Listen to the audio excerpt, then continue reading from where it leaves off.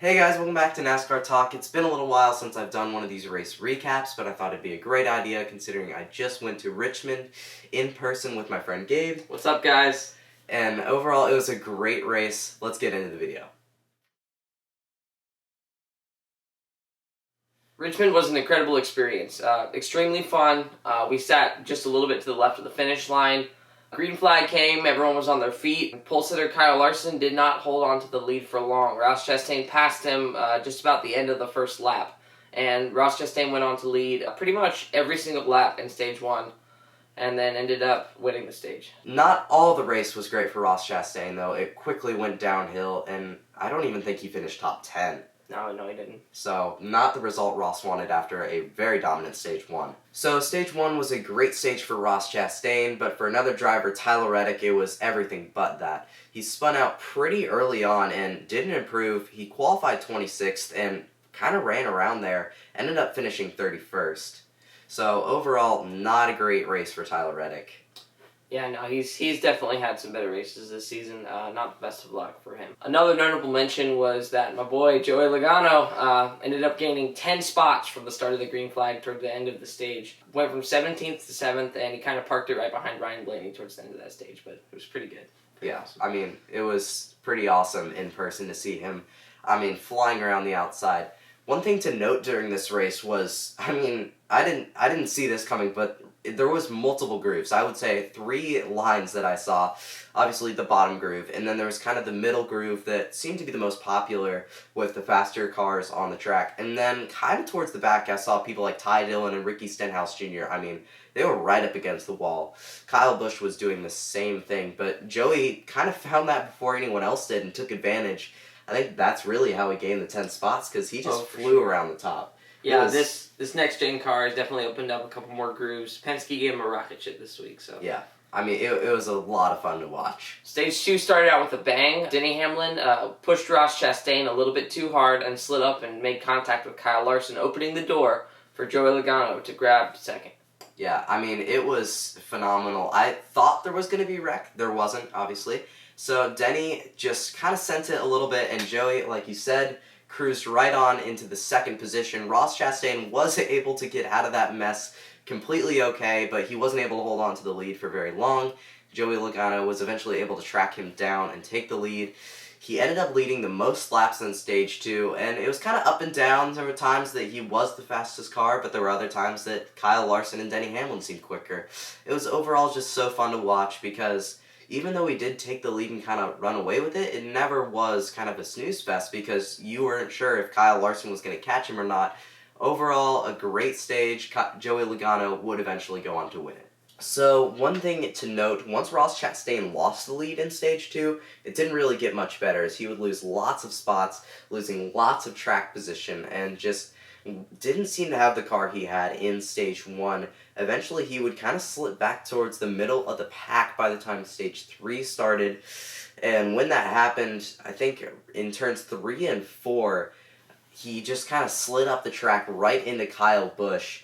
And Kyle Busch isn't the person I would want to make mad. Not in the slightest. So, he slid up, got into Kyle. There's tons of smoke. It was kind of hard to see. And Eric Jones, unfortunately, got into the wreck. Just kind of an innocent bystander.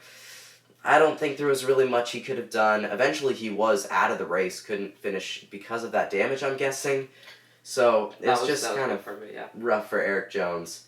But Ross Chastain kind of been a little bit of a menace this year. Oh, no, he's been uber aggressive. He's wrecked Denny twice. He made Chase Elliott mad at Worldwide Technology Raceway. And, he definitely wasn't making friends at Indy Road Course, especially with the Access Road. No comment on that. Yeah. And, this week just making Kyle Busch mad. Kyle Busch went on later in his post-race interview to say, we got Chastain this week, so obviously not happy. Yeah. I like Chastain. He seems like a nice guy, but it just gets harder and harder to like him when he keeps wrecking people. He's talented. He's proved that this year.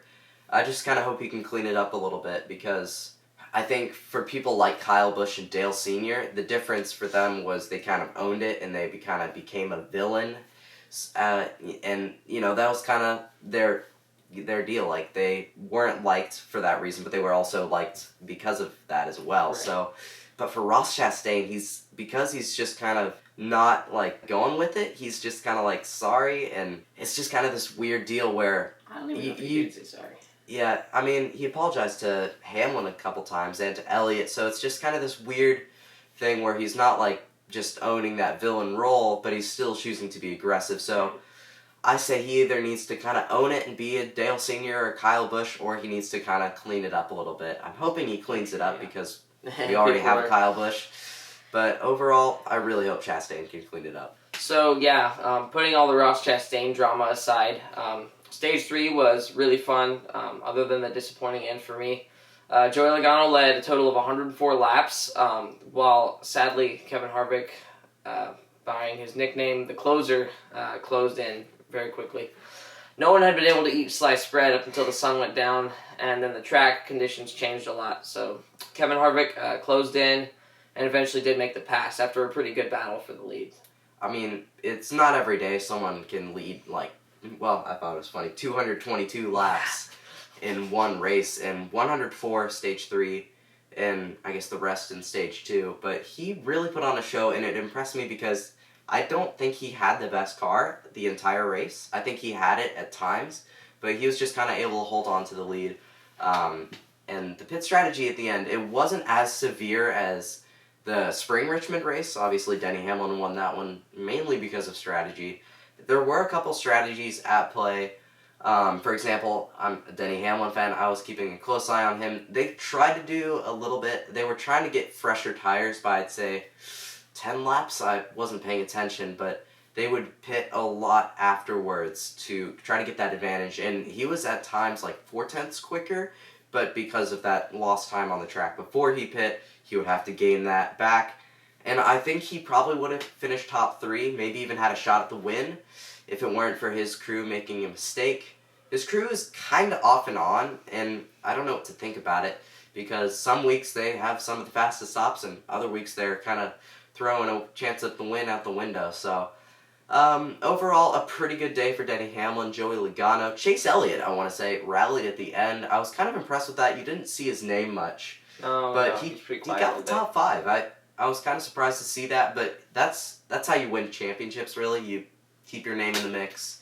When you don't have the winning car, you still finish top 5, and when you don't have a top 5 car, you still finish top 10. Right. Just being that consistent, and I think that's why Elliott is the favorite, because he's just right there. Another thing to note is Chris Buescher. He had a little bit different pit strategy than everybody else. He decided to pit one lap before the lion's share of people came in, and ended up grabbing second that way. I think, honestly, if he hadn't burned up the tires, he probably would have had a shot at the win.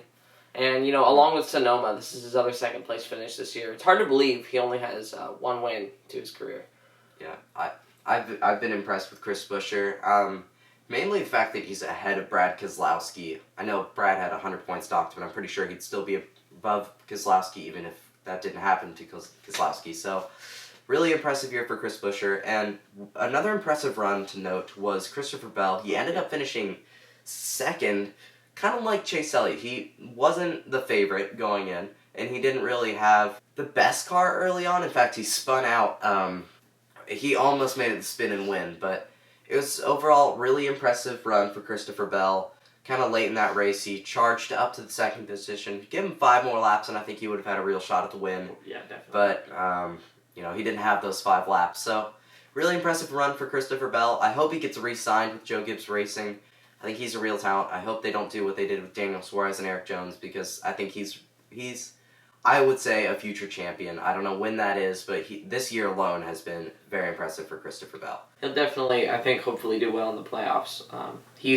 There's a couple races in the playoffs that he's pretty good at. So yeah, I think he's a good dark horse threat for the championship. I think overall Richmond was definitely a great race. I scored a 9 out of 10. That's for the racing wise.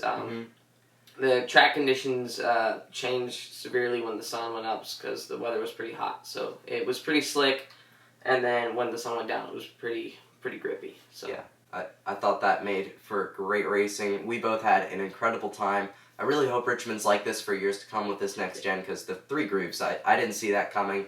It it was a little hard to pass, but I think that's not going to change. It's a short track. That's just going to how it's going to be. And overall, I would say Richmond put on a show. I hope that they have 2 dates for a long time because that was pretty awesome. Anyway, thank you guys for watching this race recap of Richmond. I hope you guys enjoyed. Anyway, it's been Cole and Gabe signing off for now. See you guys. Bye, guys.